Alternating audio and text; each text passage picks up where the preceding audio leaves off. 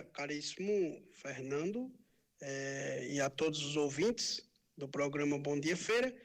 Estou aqui em Roma já há 2 anos e terminando essa semana o mestrado em Teologia Moral. Então nós nos dirigimos, eu e o padre Carlos Henrique, que é da Diocese de Divinópolis, nós fomos para a catequese, uma forma de escutar o Papa, que dirige uma palavra aos fiéis sempre às quartas. E aí, nesta ocasião, nós tivemos a oportunidade de encontrá-lo ao final da catequese. E eu pedi, Santo Padre, abençoa os brasileiros, o povo brasileiro neste tempo tão difícil. E aí, surpreendentemente, o Papa, antes de me abençoar, brincou de forma muito simples e afetuosa, né? Esse vídeo que você aí acabou de reproduzir, e dizia no vídeo que nós brasileiros não temos salvação, porque bebemos muita cachaça e reza pouco, né? E aí, um gesto muito simples, mas aí chegou uma proporção tão grande. Eu particularmente me surpreendi duplamente.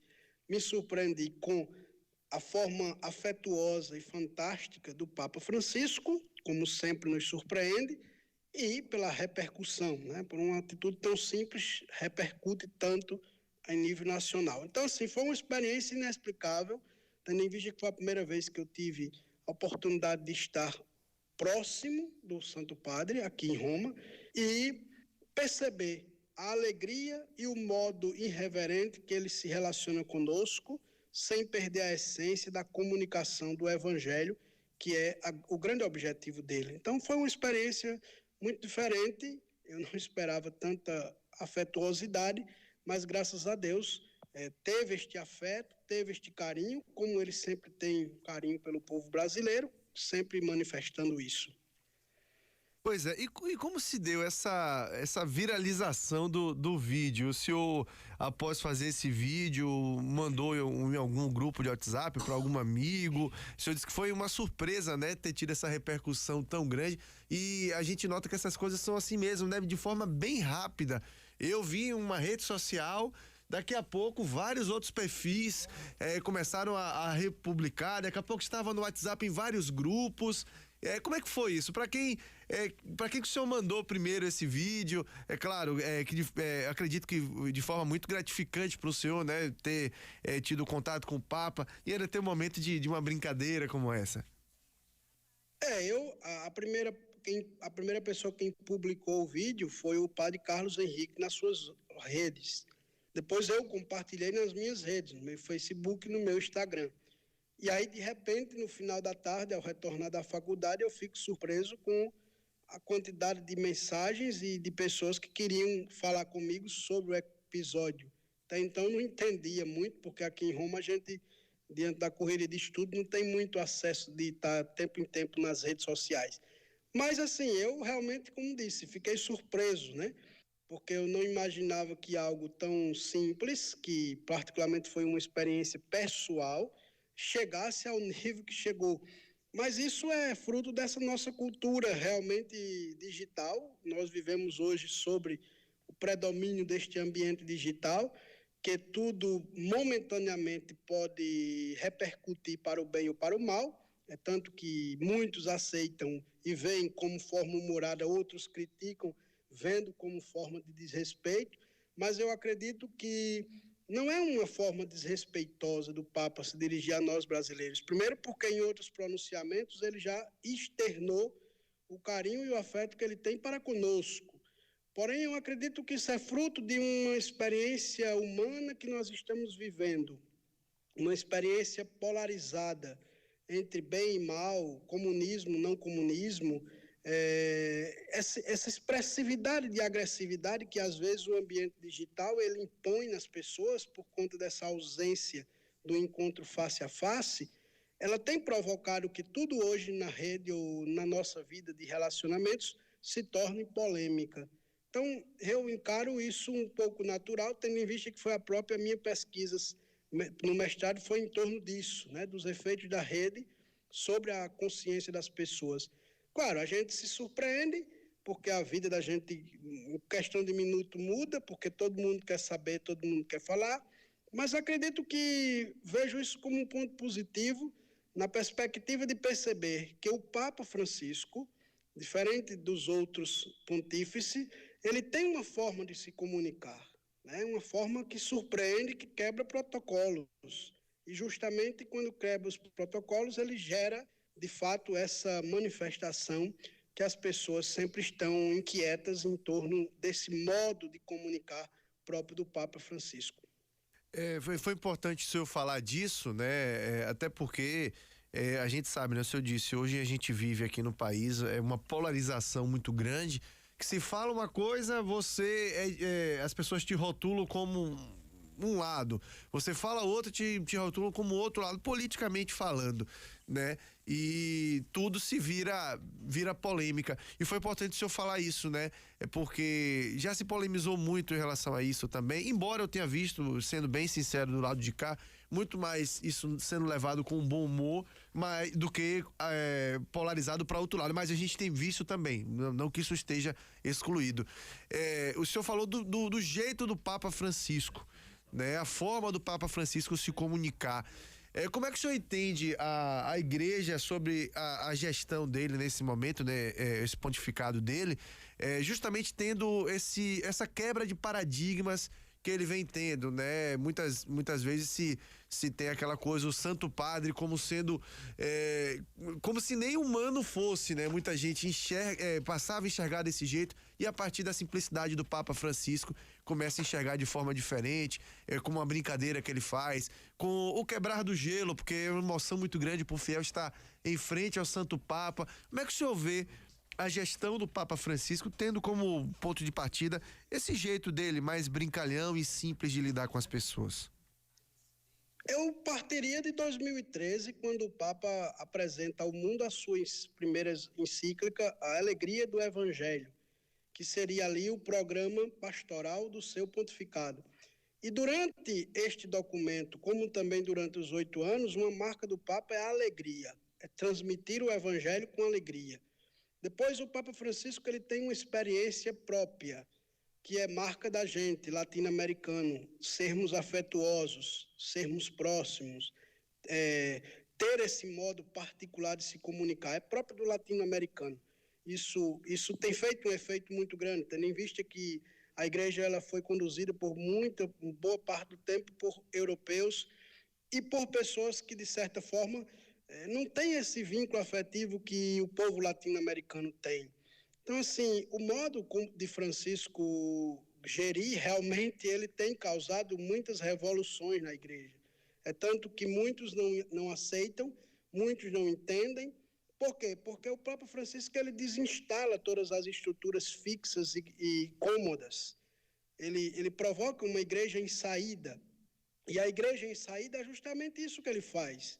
De ser próximo, de sentir a dor das pessoas, de falar uma palavra que chega ao coração, não só a razão, mas as emoções. É tanto que na encíclica, na exortação Amoris Laetitia, o Papa Francisco ele é o primeiro Papa que fala da importância dos afetos, dos sentimentos na vida das pessoas. Se você lê a exortação Amoris Laetitia, o capítulo 4, o Papa destaca justamente a questão do efeito psicológico que tem os sentimentos, os afetos na vida das pessoas. Então, assim, ele leva em consideração isso. E muitas vezes nós estamos preocupados em afirmar conceitos, em apresentar paradigmas rígidos, e isso mudou no pontificado de Francisco, e por isso que tem causado tantos impactos. Eu acho que é preciso a gente entender que em um tempo de pandemia, em um tempo de pós-pandemia, o Papa Francisco tem apresentado um novo rosto de uma igreja que é possível e que é urgente ser implantada. Uma igreja próxima, uma igreja que não perde a alegria de viver, porque nosso povo está ferido, está sofrido, perdeu a esperança nesses 2 anos de tantas incertezas. Então, por isso que um gesto simples repercute tanto, porque é um gesto que afeta o sentimento das pessoas. E nós precisamos ser mais empáticos, né? Nós estamos perdendo essa capacidade de empatia, por isso que tudo gera revolta. Não, é preciso ser empático para também sentir aquilo que o outro sente, para comunicar de fato o que Deus quer de nós, ou seja, a alegria, a esperança e o amor. Padre, e um gesto como esse, o senhor acredita que também faz com que se fomente uma proximidade maior, até do público jovem mesmo, com a religião, com a igreja? Eu digo isso porque redes sociais a gente sabe, né? Hoje todo mundo está nas redes sociais, mas o público jovem domina.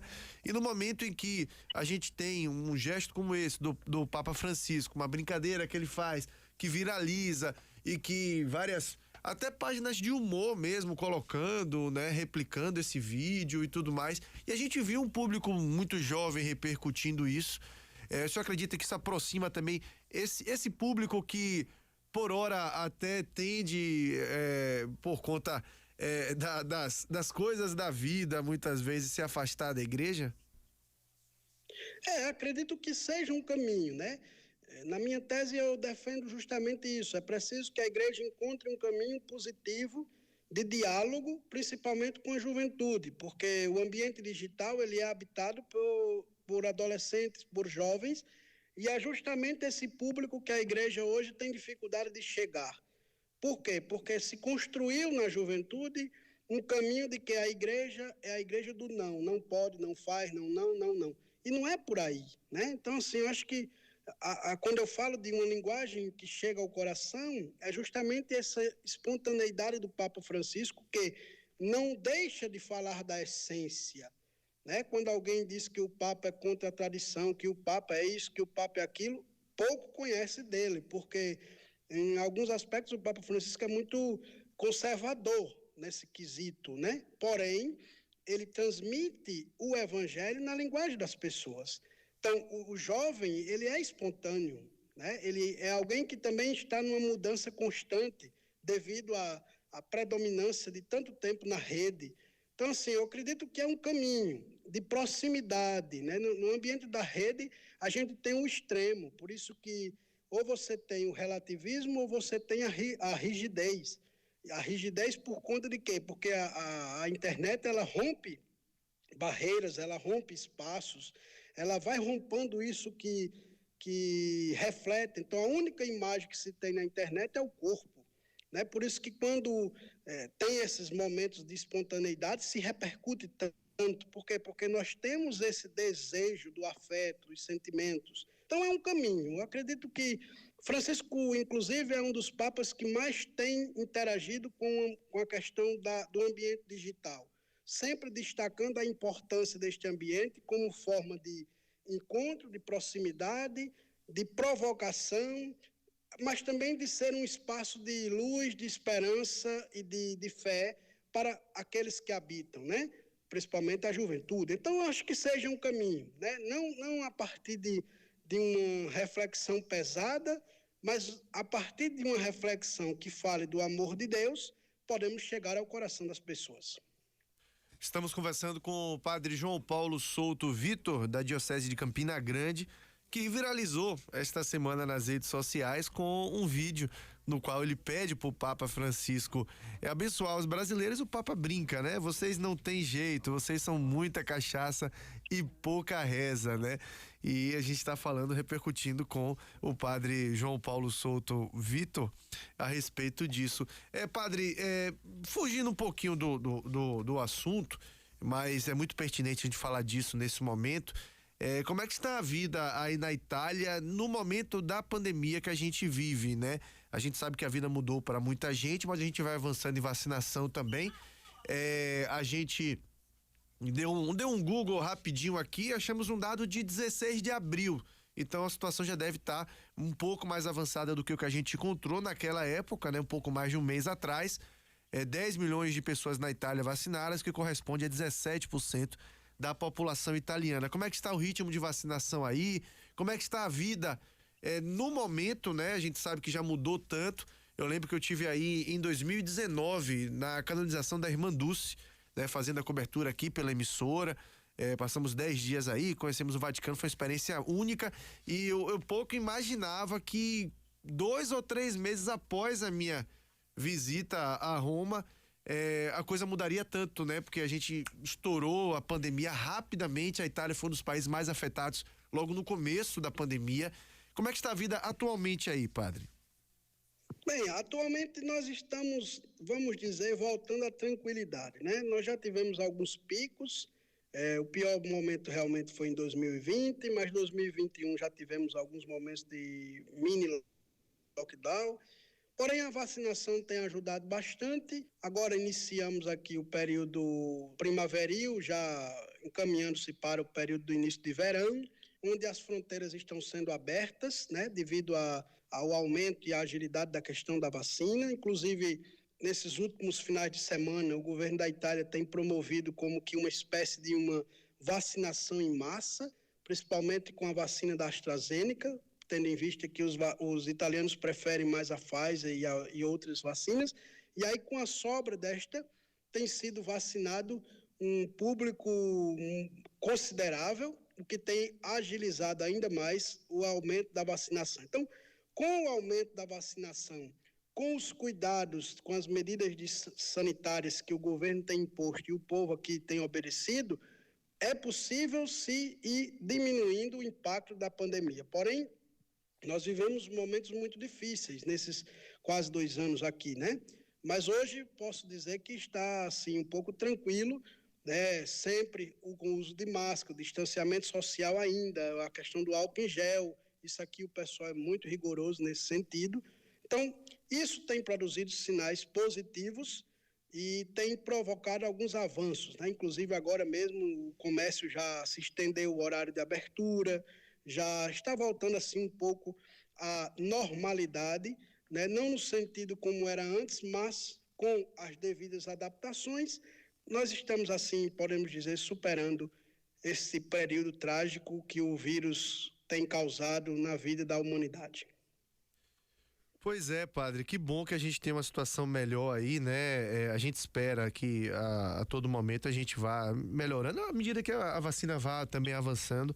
É uma coisa até natural a gente ir vencendo aos poucos esse momento tão complicado pelo qual a gente está passando. Falando um pouquinho da história do senhor, o senhor disse que está há 2 anos aí em Roma, né? Foi para estudar o mestrado. O senhor é da Diocese de Campina Grande, que teve inclusive o nosso ex-superintendente aqui, Dom Delson Pedreira Cruz, como arcebispo. Fala um pouquinho da história do senhor até chegar a Roma aí, como que a vida religiosa do senhor teve início, até os caminhos que levaram até Roma. Eu tenho 11 anos de padre, vou fazer agora dia 4 de agosto. Dom Delso realmente foi nosso bispo durante 4 anos e meio. Eu pude colaborar com ele, foi um ser humano espetacular. Foram 4 anos e meio de convivência, né, como coordenador de pastoral da diocese na época. E aí, depois que percorri 9 anos na caminhada, o atual nosso bispo, que é o Dom Ducênio Fontes de Matos, me sugeriu vir a Roma para estudar, né? Já estava chegando aí os 10 anos de padre, então ele sugeriu fazer uma experiência de estudo, que realmente foi uma mudança radical na minha vida, e aí eu vim estudar teologia moral aqui na Academia Afonciana, que é o centro próprio de moral aqui em Roma. E aí, me preparando, né, aproveitei, a pandemia ajudou para agilizar um pouco a questão de escrever a tese e outras coisas.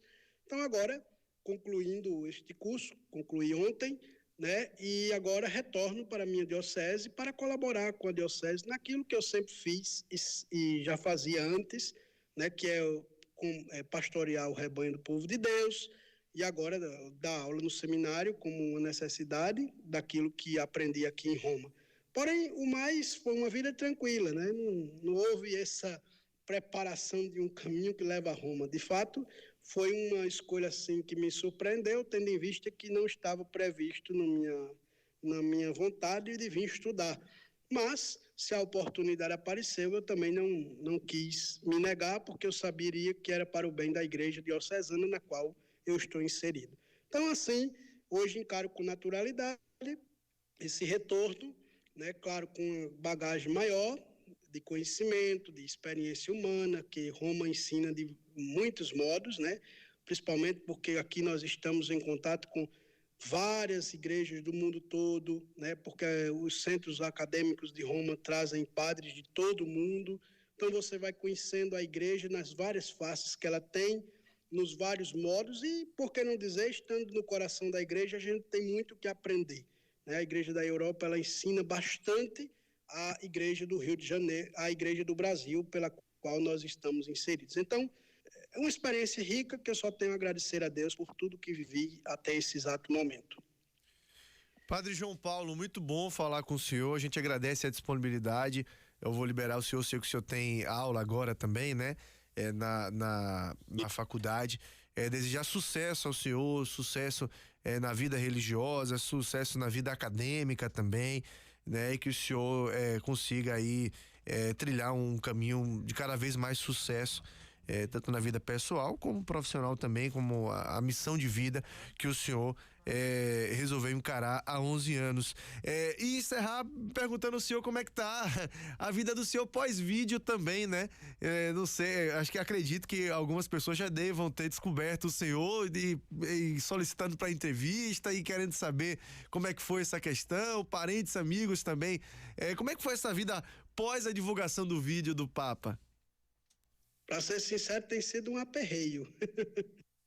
Tem sido um aperreio porque eu estava concluindo o mestrado, inclusive ontem tinha uma prova para fazer, e aí você administrar a tensão das coisas, porém eu estou agindo de forma tranquila. Eu nunca tive pretensão de ser popstar e nem quero. Então, assim, diante da imensidão de procura de adicionamento, disso, daquilo, outro, eu continuo do mesmo jeito. Eu sou uma pessoa reservada, inclusive eu estava até me segurando para não estar dando entrevista e coisa e tal, mas aí o próprio Dom Delson me ajudou e ele mesmo foi um dos que me motivou a não me prender nem me fechar, mas aproveitar da ocasião para falar das belezas do Papa e da Igreja. E assim eu fiz, né? Então, assim, claro que incomoda um pouquinho essa coisa, mas assim eu levo isso com espontaneidade, continuando sendo quem eu sempre fui. Eu sou uma pessoa assim, eu até dizia brincando aos meninos, rapaz, eu passei 2 anos no silêncio escondido, aí 18 segundos esculhambou o resto das coisas, assim, na vida. Mas aí eu encaro com naturalidade, com tranquilidade, tendo a consciência de que o meu ministério é para comunicar a Cristo e não comunicar a mim mesmo. Porque se a gente se deixa levar por esta emoção da rede, corremos o risco de entrarmos também numa crise pessoal, porque a rede ela eleva, mas ela também destrói em questões de segundo. Então eu prefiro encarar com tranquilidade, deixando a coisa viver o momento certo, mas sem perder a essência e também sem me deixar levar por essa empolgação do momento, porque eu continuo sendo sacerdote da igreja e como sacerdote tem que ter a consciência de que me tornei aquilo que hoje sou graças a Jesus Cristo. Então, se a minha fama for para comunicar Jesus, estamos lá. Se não, ela não terá muita serventia na minha vida. Então, vamos viver os momentos de acordo com aquilo que deve ser vivido, sem muitas ansiedades, sem muitas expectativas, sabendo que nos próximos dias tudo isso volta ao normal. Assim espero. Pois é, Padre João Paulo, muito bom falar com o senhor, a gente agradece a disponibilidade de falar com o senhor na manhã desta sexta-feira, deseja sucesso ao senhor. Espero depois poder conhecê-lo pessoalmente, né? Deixar passar esse momento um pouco mais complicado. A gente dá um pulinho em Campina Grande quando o senhor retornar. O senhor também vem à Feira de Santana, conheci aqui também. A emissora aqui faz parte da Fundação Santo Antônio, que pertence aos frades menores capuchinhos. Então também fica tudo em casa. Muito bom falar com o senhor. Muito sucesso para o senhor. Eu já estive aí várias vezes com o Dom Delson, por alguns. Legal, já conheci bacana. A cidade de Feira de Santana e o povo baiano, que é um povo afetuoso, inclusive tenho grandes amigos aqui do colégio que são baianos. O povo da Bahia, de fato, é diferente, nos conquista pelo seu jeito. Foi um prazer falar com vocês, que Deus abençoe. Tenham todos um bom dia e que Deus abençoe a todos. Amém. Conversamos então com o Padre João Paulo Souto Vitor, da Diocese de Campina Grande, que foi o responsável por esse vídeo que viralizou nas redes sociais esta semana, né? O padre encontrou brevemente com o Papa Francisco, após uma pregação que o Papa Francisco fez, e pediu a proteção dos brasileiros. Temos o vídeo aí, Naninha? Bota só mais um pedaço, só novamente aí para relembrar esse vídeo que viralizou nas redes sociais, é esse mesmo. Viralizou nas redes sociais com o Papa. Nesse encontro, ele filmou o encontro com o Papa e o Papa, olha só o que falou dos brasileiros. Santo Padre, prega per noi brasiliani. Voi non avete salvezza. Troppa casaccia e niente preghiera. Poi bendecimi rosario para rezar por você. Aí ele pediu, Papa, reza por nós brasileiros. Vocês não têm a resposta do Papa, vocês não têm jeito mais. É muita cachaça e pouca reza. E aí, meu amigo, o padre, até, como ele disse, virou um popstar. Nunca teve essa pretensão, mas todo mundo ligando pra ele depois, porque isso deu uma repercussão tão grande. Mas, na verdade, puxado pro lado do humor, né?